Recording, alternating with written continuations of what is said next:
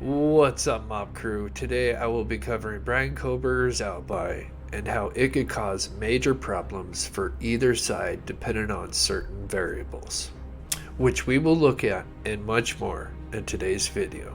Also, today's missing person case is Brian Vladek Hazel, missing out of East Orlando, Florida. He'll be featured at the end of my video, so please stay until the end for that.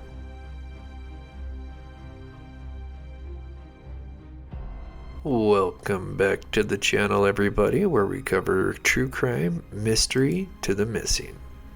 As we get closer to one of the biggest trials of the year, here is one of the biggest reasons as to why Bryan Kohberger's alibi will either help him or completely sink him. Keep in mind, Mr. Kohberger is considered innocent until proven guilty. Well over a month ago, the defense team for Mr. Kohberger released a statement regarding his alibi. Here is the first two sentences.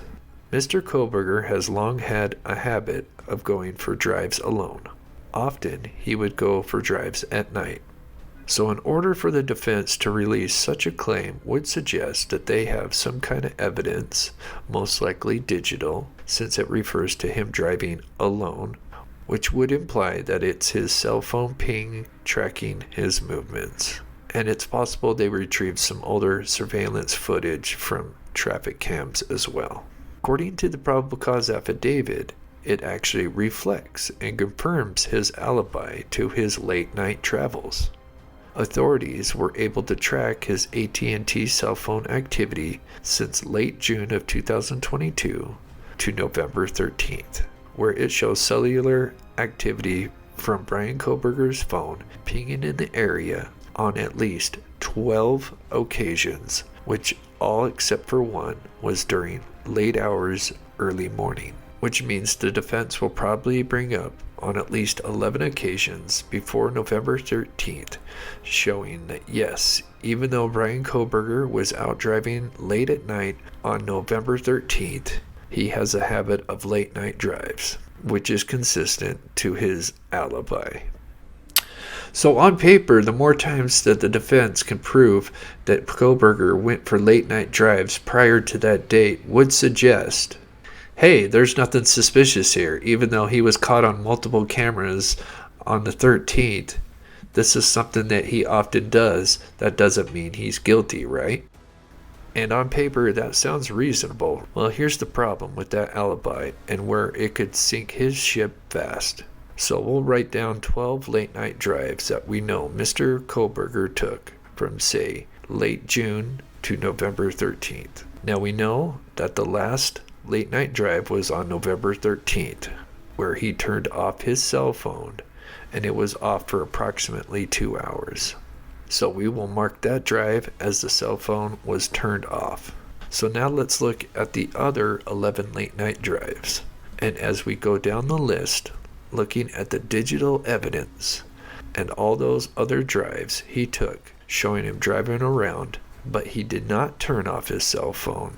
The more late night drives they add to the list, the more suspicious the drive he took on November 13th isn't going to add up to his normal routine. But there is something I hadn't thought about until making this video, and that is, we know Mr. Kohberger is no dummy, although I'm sure some would disagree with that. But what I mean is this man studied and accomplished many goals, which included studying psychology and criminal behavior. What if he planned this out many months before, and during each of those late night drives, he purposely turned off his phone for X amount of time each time he took a late night drive? Well, then all those previous drives would just look like the same one on November the 13th, and that would be a huge problem for the prosecution. The defense could argue that maybe he likes to practice safe driving because driving distracted, especially at night, is dangerous.